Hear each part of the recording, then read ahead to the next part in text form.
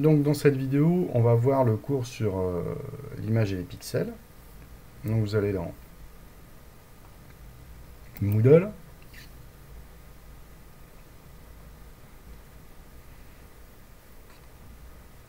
Ici vous cherchez le cours de SNT. Et quand vous arrivez là, vous allez dans Codage et manipulation de l'information. Un côté de généralité. Et là, dans Pixel et Images, vous descendez. Alors, vous avez déjà regardé la vidéo, comme je vous l'ai demandé. Et maintenant, vous allez lire le cours. Alors, on va lire le cours ensemble. Donc, ce cours, vous l'avez à disposition, bien sûr. Vous le regarderez après tout seul.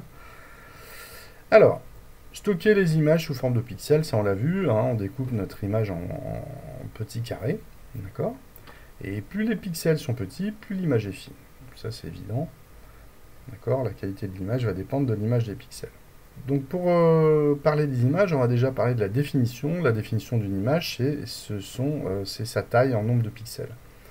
Donc on va compter d'abord la largeur, 800 pixels par exemple, par 600 pixels.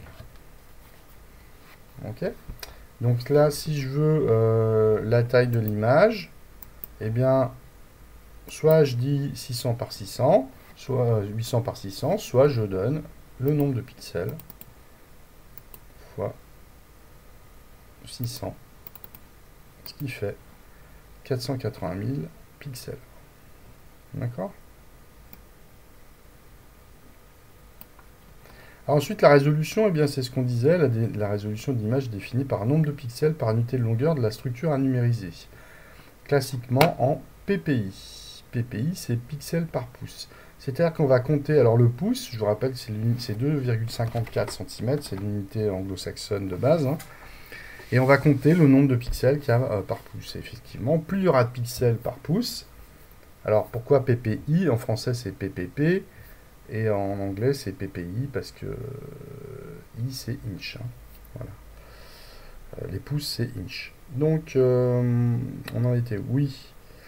Donc plus je vais avoir de pixels dans un pouce, plus mon image va être dense et plus la résolution sera fine. Voilà. La résolution de l'image numérique définit le degré de détail de l'image. Ainsi, plus la résolution est élevée, meilleure est la restitution. Alors exemple, sur un écran, la résolution d'un écran est de l'ordre de 100 ppi, pixels par inch. Voilà, c'est-à-dire que sur 2,54 cm, vous avez 100 pixels.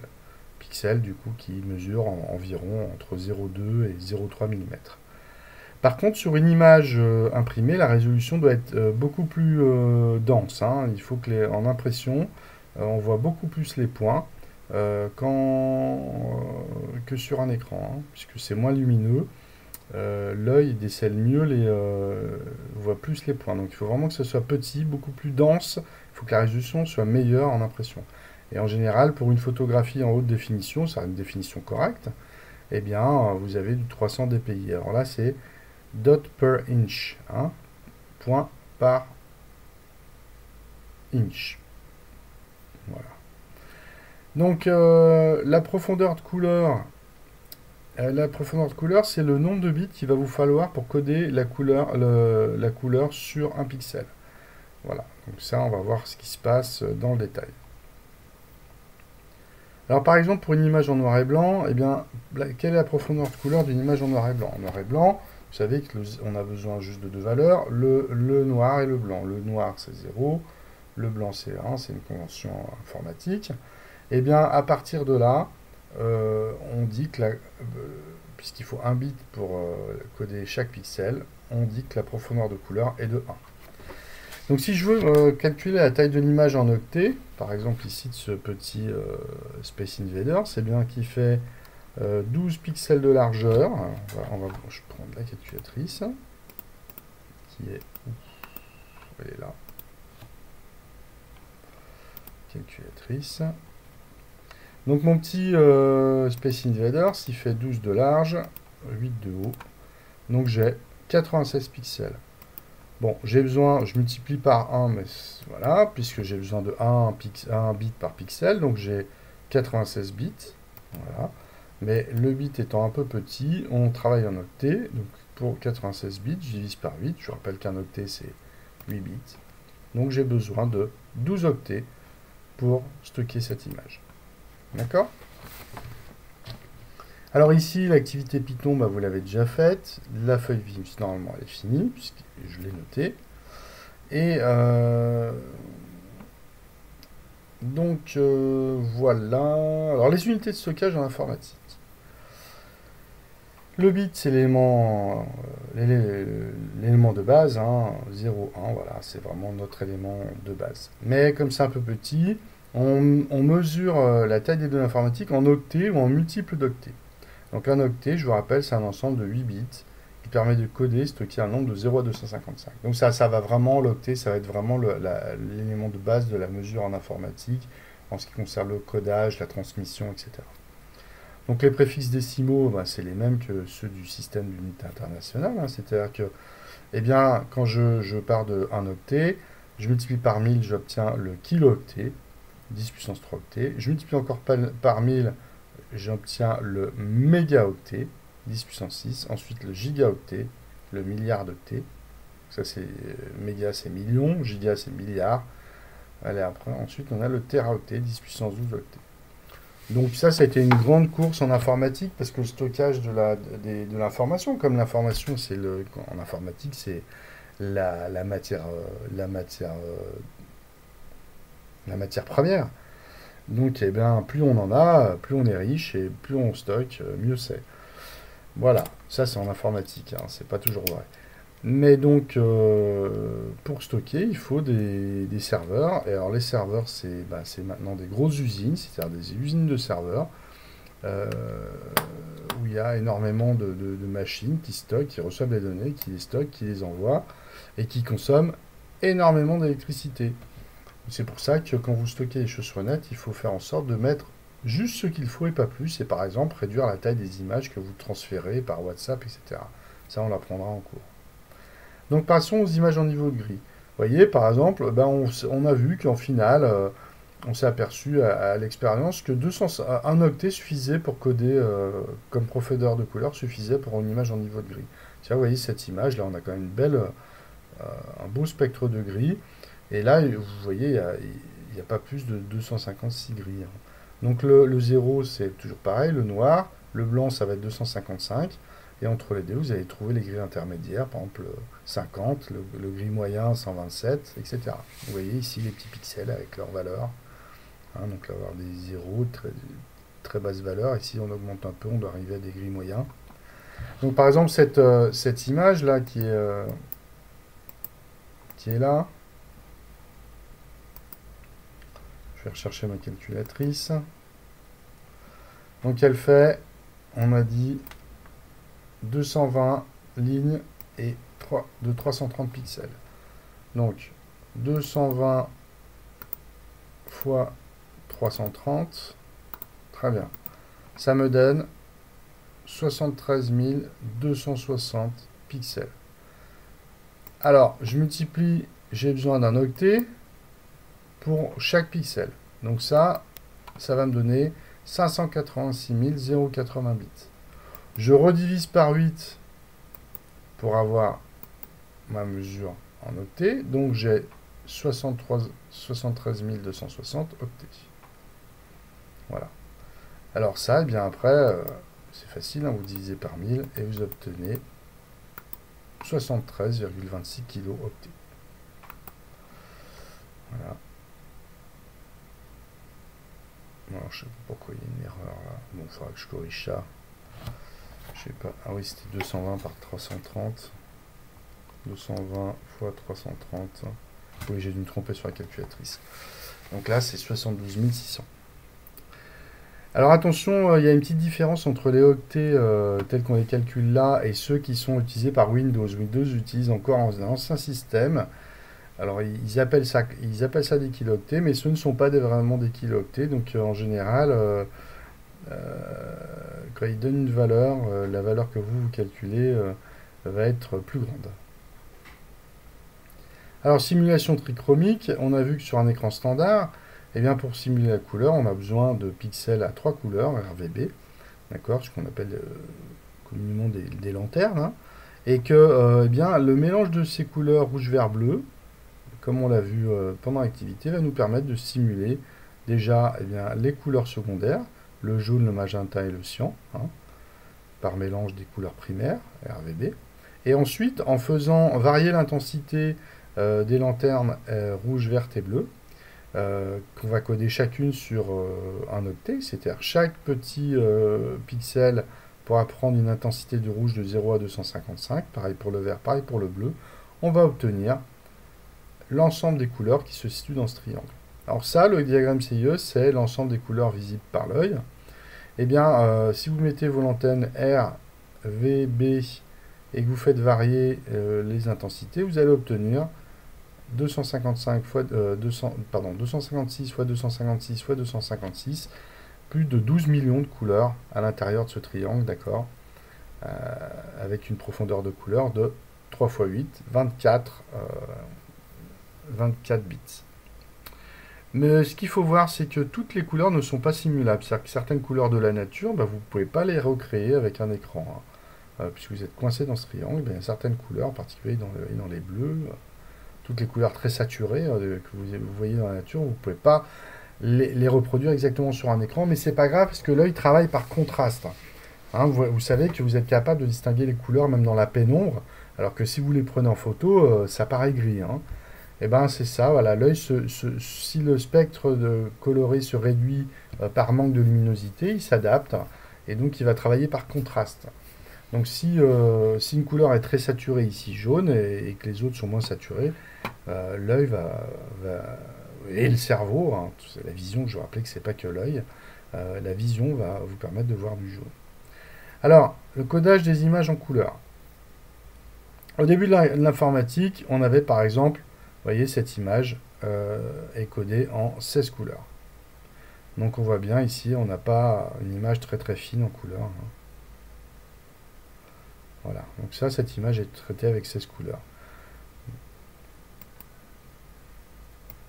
Donc pour coller une image en 16 couleurs, il me faut 4 bits. Hein. Je vous rappelle que pour avoir, si vous prenez 2 puissance 4, vous allez obtenir 16.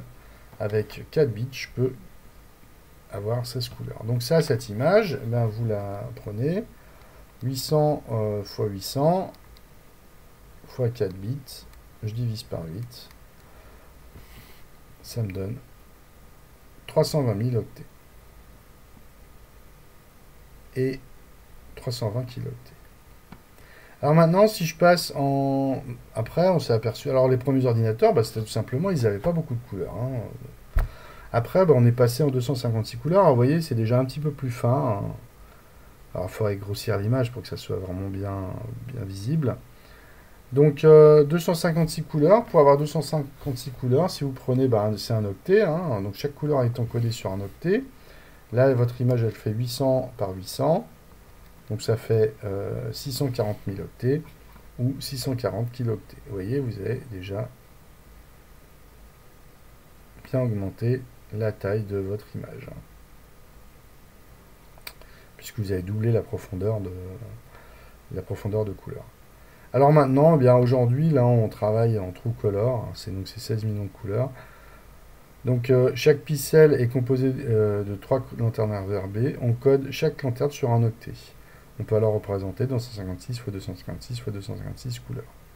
La profondeur de couleur est de 3 x 8 bits. Hein, donc ça fait 24 bits. On dit que la profondeur de couleur est de 24 bits. Donc si je veux maintenant en True Color cette image, j'ai 800 x 800 x 3 octets. Ça me donne 101 820 000 octets, c'est-à-dire 1,92 mégaoctets. Donc là, vous voyez, on est en mégaoctets, on est obligé de passer en mégaoctets. Donc effectivement, on a une grande définition, mais par contre, ça devient très lourd. Donc si vous prenez une image qui est un peu grande, hein, vous allez vite avoir des poids d'image qui sont énormes. Donc en général, pour transmettre une photo, 1200, 1600, c'est largement suffisant sur un ordinateur. Par exemple, pour transmettre vos copies à vos professeurs, hein, si vous prenez une image de 1200 par 1600. Voilà, remarque, la taille calculée est supérieure à la taille donnée par Windows, qui calcule et multiplie en multiple de 1024 octets. les Kibi, Mebi et JB. Bon, ça c'est une unité qui est un peu qu'on utilise très très peu, qui est utilisée par Windows, mais ils appellent ça des kilooctets, ils n'ont pas changé. Alors l'entête d'une image, toutes ces données, hein, toutes les données, vous allez trouver dans l'entête de l'image. Bah oui, parce que quand un ordinateur reçoit une image, lui, il reçoit des paquets de 0 et de 1, il ne sait pas ce que c'est. Donc il faut au départ une carte d'identité du fichier, et en particulier une image, on appelle ça l'entête. Donc voilà, donc vous allez fournir un certain nombre de données. Donc, par exemple, regardez, si je prends... je crois que j'avais sorti une image ici. Non.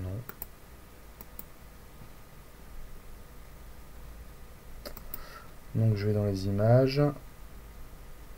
Vous voyez, vous cliquez, vous voyez là j'ai mon image en 256 couleurs. Hein. Elle est là. Voilà.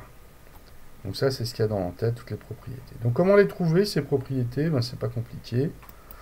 Vous cliquez droit et vous faites propriété. Et là, vous allez avoir tout ce qui est stocké. Alors ça, c'est des données qui sont stockées au début du fichier. Hein. Vous verrez que c'est important dans la transmission des données. Donc là, bah, vous avez la taille hein, en kilooctets. Alors vous voyez, c'est un peu différent.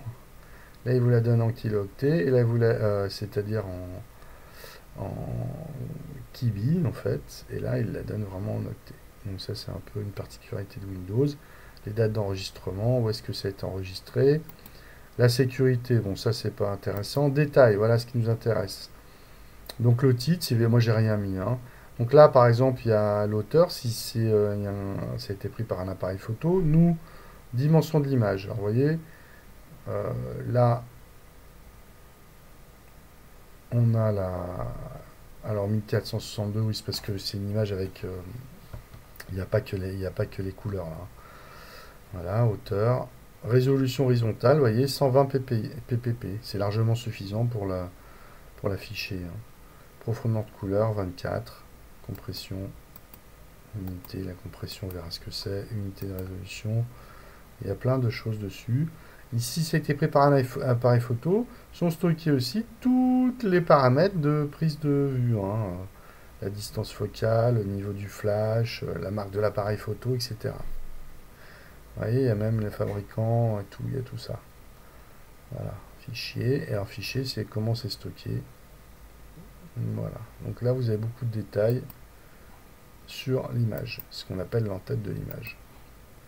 Voilà, alors aussi autre chose, bah, vous voyez, par exemple, on en a vaguement parlé ici, mais quand on fait du dessin technique, on ne sauve pas du tout les images pareilles, puisqu'en fait, les dessins techniques sont composés d'objets géométriques qui ont des liens entre eux. Donc on ne va pas stocker, pour deux raisons, on ne va pas stocker les images sous forme de pixels, mais sous forme de forme géométrique de base. Pourquoi? Parce que déjà, c'est beaucoup moins lourd à stocker, mais c'est surtout que pour manipuler, moi j'ai besoin de savoir que ça c'est un cercle. Si je veux l'agrandir, eh bien il faut que ça soit bien que l'ordinateur sache que c'est un cercle pour que je puisse l'agrandir. Si c'est que des pixels, il ne va pas recalculer à chaque fois le niveau du cercle. Donc vous voyez qu'une image comme ça, et puis aussi, si je zoome là, eh bien à un moment donné, sur une image vectorielle, sur une image en pixels, je vais avoir une mauvaise définition, alors que sur une image vectorielle, non, quand vous zoomez, vous avez toujours une très très bonne définition. Donc voilà pourquoi on utilise aussi les images vectorielles. Donc voilà pour ce cours. Ensuite, vous regardez tout ça et faites le test. Alors attention, le test, vous n'avez qu'une tentative hein, cette fois.